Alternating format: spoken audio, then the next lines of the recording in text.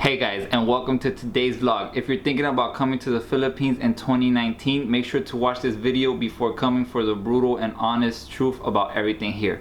Now, if you're wondering why the thumbnail, well, the thing is, almost every other vlog that you're gonna find on the internet about coming to the Philippines makes it seem like everything is perfect and amazing. This is the best ever. And is it really the best ever? Is it really more fun in the Philippines? Stay tuned to watch that whole video so you can know the truth. Alright, first things first. Overall, I spent a month in the Philippines backpacking to as many places as I could, and honestly, everything was really beautiful. Many great things to see, many great foods, and many not so great things to eat.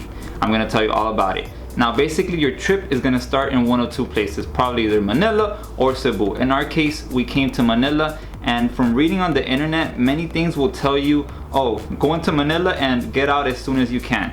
The city is dirty, polluted, or whatever, and I'm gonna tell you the contrary of it. Now, where we stayed at, it was not the nicest area at all. I can't deny that whatsoever, but that's our fault. We didn't do our research, and we were in a really not so good and extremely crowded neighborhood. It is around the Divisoria market, and there is just so many people. However, I'm gonna tell you something. Most people, and I read this in the comments from my prior videos, Filipinos tell other Filipinos not to go to that area. Now, why? Well, there are literally thousands of people walking on the street because there's so many markets and malls in that area. There's the Divisoria, there's 168, and they're all literally connected. It's hard to tell the difference between the rest. However, it is definitely something worth checking out. If you're a hardcore traveler and you want to get out of your comfort zone, you want to get out the beaten path, you want to check out something that, you know, honestly is something you could put on Nat Geo, definitely go to this area. You're gonna see bargains everywhere.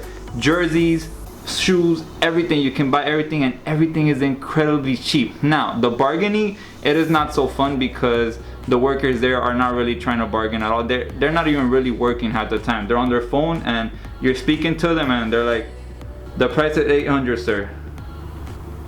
Final price. And literally that happens so many times. However, the prices are very cheap, so don't even worry about bargaining. Just here's my tip of advice. At the first price they're gonna give you, for example, their price is set. It's set at 800. They're gonna tell you 1200, sir. You tell them, no, I can give you 500. And right away, they're gonna tell you, final price is 800. And that's it. You just saved yourself a lot of pesos there. And these things start to add up in the Philippines. Now, what else can you see in this Divisoria? There's some street food. And I'm a big fan of trying local street food. However, I will not eat anything on Divisoria. You cannot pay me to do it. Why? It's just thousands of people there, all in one area, and it's just not smart in my opinion. You can try great street food on other parts of the Philippines, but in Divisoria I will not touch it. Now, the malls, oh my god, if you're from a western country, let's say like me, I'm from the US, malls are pretty much dead in the United States. Our malls are there typically just to serve the tourists that come from abroad and get the stuff for cheap, and that's it.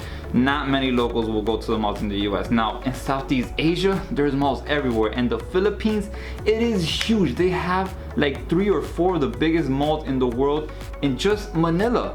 Just in Manila, you're gonna find 3 of the biggest malls in the world that crack the top 10, 15, or 20 list. Number 3 in the world is North EDSA.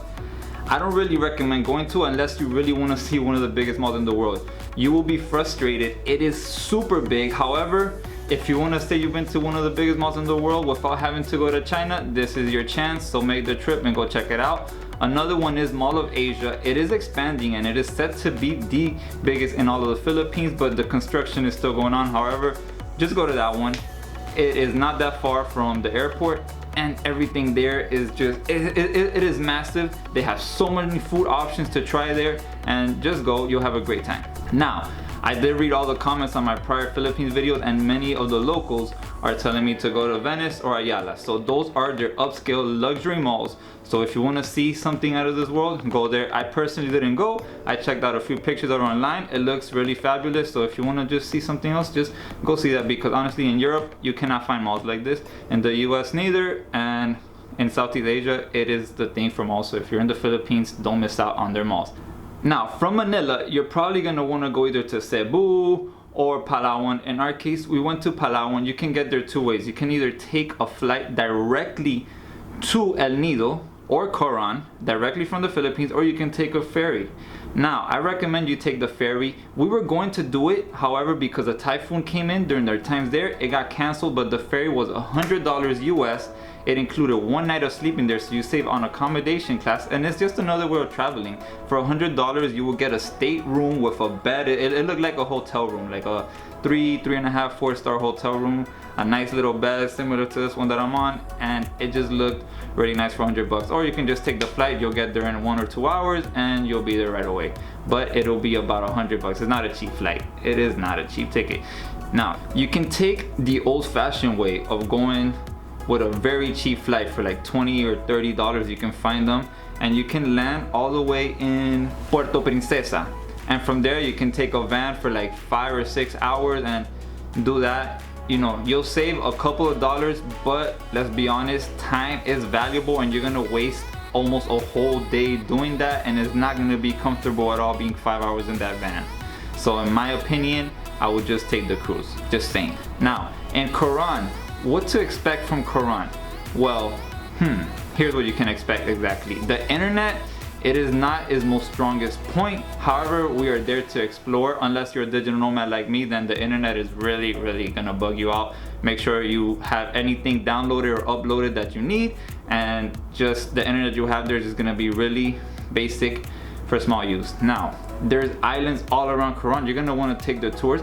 There's various other vlogs you can watch that go into extreme detail about these tours. I'm just gonna tell you simply, pick any of the island tours. They're amazing. Just make sure you go to the big leg one, because the water there is some of the most beautiful water you'll see. You put your head in, and honestly, things look better underwater than outside the water. It's incredible how clear the water in these lakes are, and they're very well protected. You can only swim up to a certain point of the lake. The rest of it is protected, and I heard there's actually about 10 lakes. Only a couple of them are open to the public. The rest are for only the natives can go there, like native, not just people that live in Quran, like people that have been in Quran for like a long time. Now, the food in Quran, it is a little bit pricey. If you're gonna be a Westerner there and you wanna go get to the Western restaurants with burgers and things like that, it is gonna cost you a pretty penny. Nothing crazy. If you're coming on a vacation from Europe or the US, it's not gonna break your bank at all. It is still very cheap compared to American prices. However, compared to prices that you can get in some of the areas around Manila or Cebu, it is gonna be more expensive, but the food is not bad at all. So you get what you pay for, or you can always go ahead and try the local food. It's gonna be very cheap, but still, just remember, Quran is a small island, so a lot of things come imported, and you're gonna feel the tax on it. After Quran, I definitely recommend you visit El Nido. You can go there on a ferry. Now, some people will tell you you can just book the ferry the day of. I'm gonna tell you to the contrary, and make sure you book it in advance. Why? When we were there, we noticed that some of the ferries the day before were canceled, and that led to a lot of tourists having to stay an extra day where they were, and then trying to get tickets for the next day, and everybody was trying to get the ticket, and it just didn't work out. Some people had to stay even an extra day, so you know, it can just cause a lot of hassle. Make your vacation a lot easier and just book your tickets in advance. You'll thank me later. Now, once in El Nido, let me talk to you guys about El Nido. I've seen a lot of vlogs that say, oh, the internet in El Nido is not good. Well, I don't know when these vlogs were made. However, after just being there recently, I can tell you that the internet is blazing fast in El Nido. They brought 100 megabits per second fiber, and it is working really well.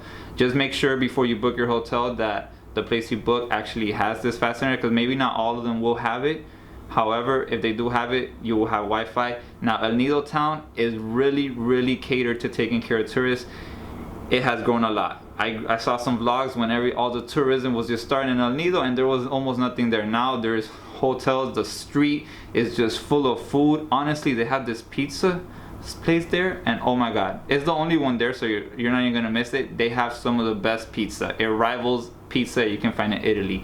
I promise you that. Now, as long as for the tours, again, there's other vlogs that go into detail about everything you can do on these tours, blah blah. In my opinion, they have 4 different ones. Honestly, do one. If you really want to see more, do a second one, because the thing is, you go on one and it all starts to look the same if you decide to go on another one. You know, you're gonna see the beautiful rock formations, beautiful beaches and whatnot, But again, you're only there for a while. If you're only there for 2 days, don't worry, one trip is more than enough. If you got a day to spare, then go ahead and book extra tours. Now I'm gonna say something about Coron and El Nido.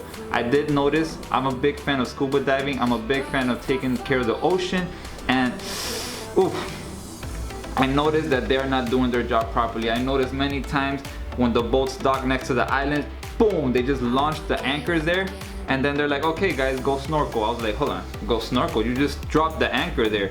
I go underwater, boom, that anchor was all on top of the corals, many dead corals. Honestly, it was not very nice to look at. In my opinion, if there's any officials looking at this video, I beg you guys, you need to really consider closing some of these areas down and let the ocean rehabilitate itself, and then open it up, because it is not being taken care of properly. Now, you'll see later on in this video why I'm telling you this. Now, once in El Nido, I'm going to recommend to you heaven. Make your way up to Nacpan Beach, and don't do it just for a day, don't do it for 2 days, do it for minimum 3 days. It is one of the most beautiful beaches you're gonna find in the world. It is just paradisiac, absolutely. The place we stayed at was just lovely. Now, there's only one place that offers Wi-Fi there, just one. So you don't have to stay there because it is not by the beach. My ideal thing to tell you is stay somewhere along the beach, because you can literally just wake up and walk to the beach. You can enjoy beautiful sunsets, some of the most beautiful that you'll see in the world, and they're simply incredible. Now, if you're gonna need to use your internet or your phone, even your phone data is not gonna work. Both me and my wife, one of us had Globe, the other had Smart. Overall, throughout our whole trip in the Philippines, Globe was king in my opinion. Don't quote me, it was cheaper, and it actually gave us more gigs, and it seemed to be working a lot more than Smart was. So that is just my personal opinion on that, based from what we saw on our one trip here in the Philippines. Now, back to Nacpan. The internet only works in one place, and you can actually go there and use it. You just go order some food, have a couple of drinks, and they're not gonna tell you anything. They're gonna be happy to have your business there, and you can get your internet fixed if you need it. But definitely consider staying 2 to 3 days in this island paradise. Now, there's more to Palawan, but we did not visit, so basically I have nothing to say about that. Directly from El Nido, you can actually take a flight over to Cebu. Now, it's gonna be about $100 flight, maybe a little bit more, depends on the day that you take it. But in my opinion, let's do the math really quick. You can take a 5-hour van ride down to Puerto Princesa, and from there you're gonna take a $30 to $50 flight over to Cebu. So you're basically, these vans and these flights, the very cheap flights, they leave very early in the morning. I'm talking about 7, 8. After that, the flights go up to $70 or more. So do the math. You spend about 5 hours on a van. You have to pay for the van. It's not free. It is per person. So if you're traveling with somebody else, it adds up. So you waste all this time. Then you get there, and no van is gonna get you to Puerto Princesa at 7 or 8 to be able to take that flight. So you're gonna have to come the day before and waste another day. So everything I'm saying is probably sounds confusing. It sounds like a headache, guys. Honestly, I'm a budget backpacker, but in this case, pay for the flight directly from El Nido to Cebu or Manila, wherever you're trying to get back to, because it's gonna save you a lot of time. You'll spend a couple extra dollars, but honestly, what's a couple extra dollars compared to losing a whole day that you could spend trying to see other parts of the Philippines? Now, next, after that, we arrived in Cebu. In Cebu, there is so much to see. We immediately went up north to Moaboa, which is basically a scuba diving heaven in my opinion. Now, it's gonna be about a 5-6 hour bus ride from Cebu all the way up. You can hire a private driver. They're gonna take you there for about $80, and it'll include your private transport to Malapascua. However, 80 bucks, that can be expensive. I'm gonna give props to the Philippines. Their bus service is phenomenal. Make your way to North Station, go to that bus. It's gonna be about 180 to 230 pesos per person, which is, let's do the math too, $4 to $5 for a bus ride. And let me tell you about these buses, they rock. They have AC, some of them even have Wi-Fi, and guess what? The Wi-Fi actually works on the bus. I was amazed. Some of the buses even have chargers. They have USB ports for your phone, so you can charge your phone. They can fit all your luggage under there, so if you're coming with big suitcases, don't worry about it, they'll fit it. More than half the bus is full of locals that come with just a small backpack or a small suitcase, so there's plenty of space. Don't be afraid to use the bus. When you arrive to Malapascua, the boat ride is gonna be 100 pesos per person. Make sure you get there at least before 5, so you get the 100 peso per person rate, because if not, you're gonna get screwed over. because there's not gonna be enough people on the boat and they're gonna charge you a hefty premium price. So trying to help you out there. Now, Mala Pascua, let's talk about this. We made a mistake on our itinerary. We were trying to see as much as we can. So we were like, all right, we're gonna go 2 days here, we're gonna do this, then we're gonna catch a bus and do that. And okay, you can do that, but you're not gonna enjoy that much. So if you're making a trip to Mala Pascua, minimum 3 nights there is enough in my opinion. Maybe 4 if you wanna be more calm and relaxed. Because remember, you're gonna spend about 5 hours driving just to get over there. And then the boat ride is gonna be about an hour. So the time adds up, it almost becomes a day. Now, what are you doing in Mala Pascua? There's trips to beautiful beaches, but my best thing to do there is scuba diving. I'm going to leave the link here. We did all our diving in Mabua diving. Basically, as soon as your boat arrives, they're gonna have their shop there. All the workers there were locals. The owner of the shop is a local. He was born and raised in Mala Pascua, and he basically lives there the whole time. He actually is in his shop the whole time, and it was just awesome. The dive master was super cool guy. He was super friendly and funny, and also from Mala Pascua, which makes a difference. You know, they know their island, they know what they're talking about, and that just rocks for an awesome trip. Now, what do you want to do? You want to go and see the thresher shark. That's what everybody and their mother goes to Mala Pascua, the thresher shark, the thresher shark. And it does not disappoint. This is a big shark. You go there, it swims really close to you and whatnot, and it's a beautiful animal, definitely worth seeing. The tail is like half the size of his body, and it's really cool. Now, remember when I told you about the diving in Coron and Palawan, the snorkeling, how the reef is dead? It is the opposite here in Mala Pascua. Make sure that you book a dive to Gato Island, which basically means Cat Island. Now, the seas are rough there, and the visibility is not great, but the diving is just superb. The amount of marine life there is simply phenomenal. Now, I noticed that all the boats, when we arrived there, were docked behind each other in a line to anchor each other. And the reason being is that if you throw an anchor into the ocean around Gato Island, you're gonna get fined 50,000 pesos. I think that is beautiful.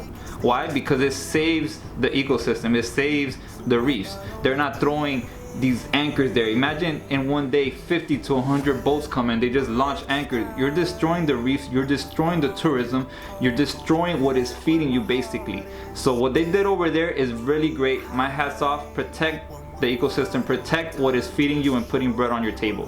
Now, diving Gato Island is a must. There's just so many animals, you're gonna see it all. Sharks, snakes, eels, everything. Seahorses, everything, you're gonna see it there. It is really a fun dive. Now, as far as the food in Mala Pascua, it is delicious. They have everything, pizza, they have local food, everything you can want is there. Now, after that, you're gonna want to go to Moaboa. What are you gonna do in Moaboa? A lot more diving and snorkeling. They are king for that. You're gonna see sea turtles there, you're gonna be swimming with sardines and whatnot, and you're gonna have yourself a great time. Now, there's Kawasan Falls right around that. Definitely do not miss out on that. Some of the bluest waters you're gonna see, beautiful waterfalls. Make your way a little bit down south. You're gonna have to take another bus, and again, keep in mind these buses, the time adds up, and add that to your itinerary and make sure you stay in each location enough to be able to fully enjoy it, you know? And then make your way to Oslo, where you're gonna swim with the great whale shark. Now, I didn't do it because I'm not a fan of this.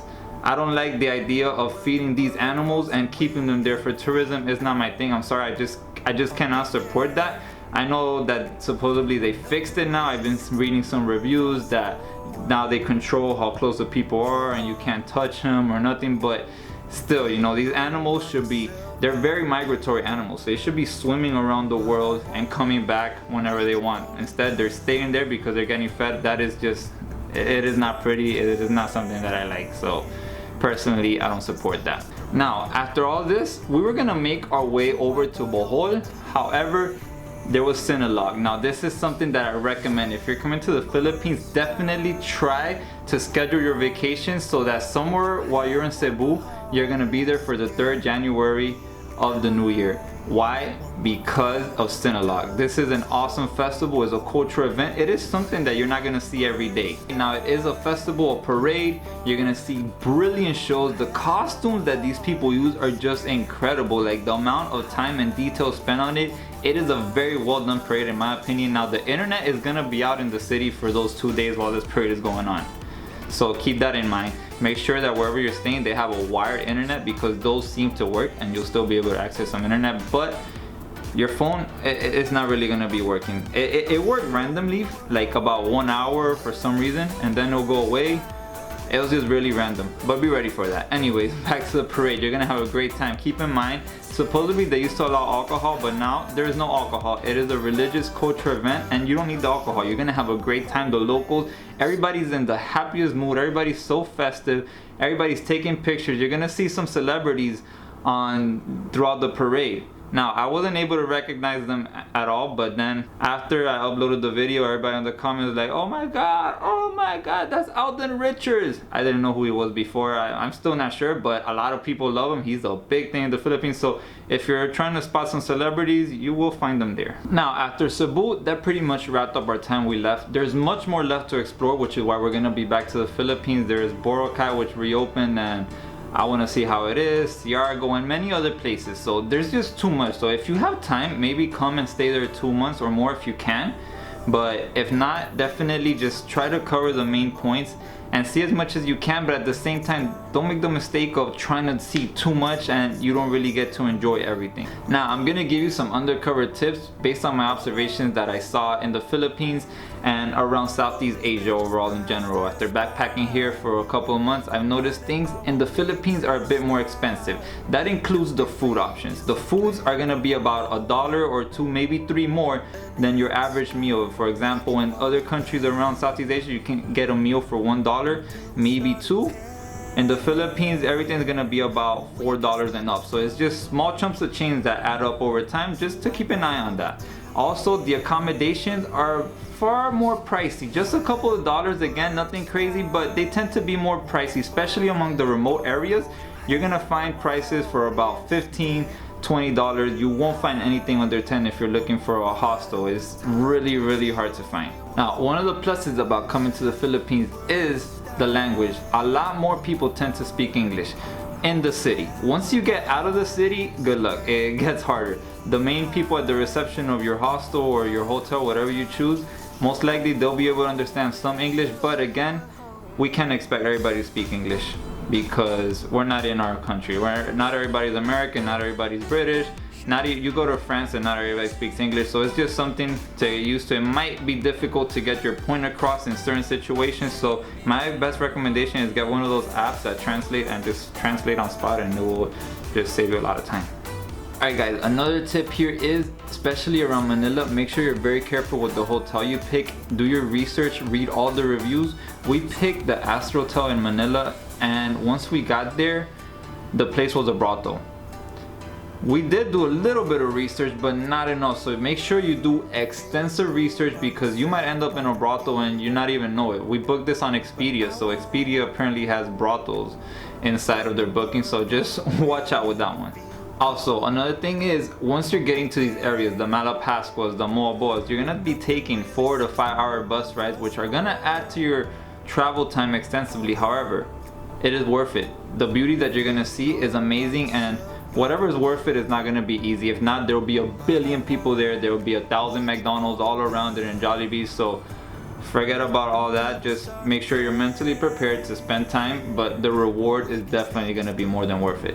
Now, one of my favorite things overall that I noticed in the Philippines was the locals. They are extremely friendly and happy to help you. You can literally pull up to anybody on the street and ask them for directions or help, and if they happen to speak English, they're gonna try and help you the best they can in a friendly way, in a genuine way. You can literally be walking along anywhere in El Nido and you'll see some locals there just hanging out, drinking a beer. They will invite you. Just simply say hello to them, and that's gonna kick everything off. I was getting my hair cut, which is gonna lead me to another thing. Guys, fellas, if you're coming to the Philippines, don't bother getting your haircut before you come. Get your haircut in the Philippines. It's extremely cheap, and they do the best haircuts that I've had outside of the US. You can put a stamp on it. Everybody in the Philippines seems to have a cool, fresh haircut, and I don't know why, but they do a really good job, and it's so cheap. All their haircuts are like $1 or $2 in the streets, and if you go to the mall, it's gonna cost you about $4 to $5 for a haircut that comes with a massage and all these other services, and you cannot beat that deal. Honestly, in the United States, you're gonna be paying about $20 for a haircut. Europe is gonna be about 15 or 20. If you go to Italy, Now guys, that's gonna wrap up this vlog. I hope you guys liked it. I tried to tell you everything that I could. If you have any other questions, let me know down in the comments. I always try to answer all of these, so let me know. And if you're planning on coming to the Philippines, don't hesitate. It is a great and beautiful country. Honestly, some of the best beaches in Southeast Asia are here. You just gotta work hard to get to them, but the price is definitely worth the reward. Now, if you liked it, give this video a like, subscribe to this channel if you're new, turn on those notifications, and we'll catch you guys on the next one.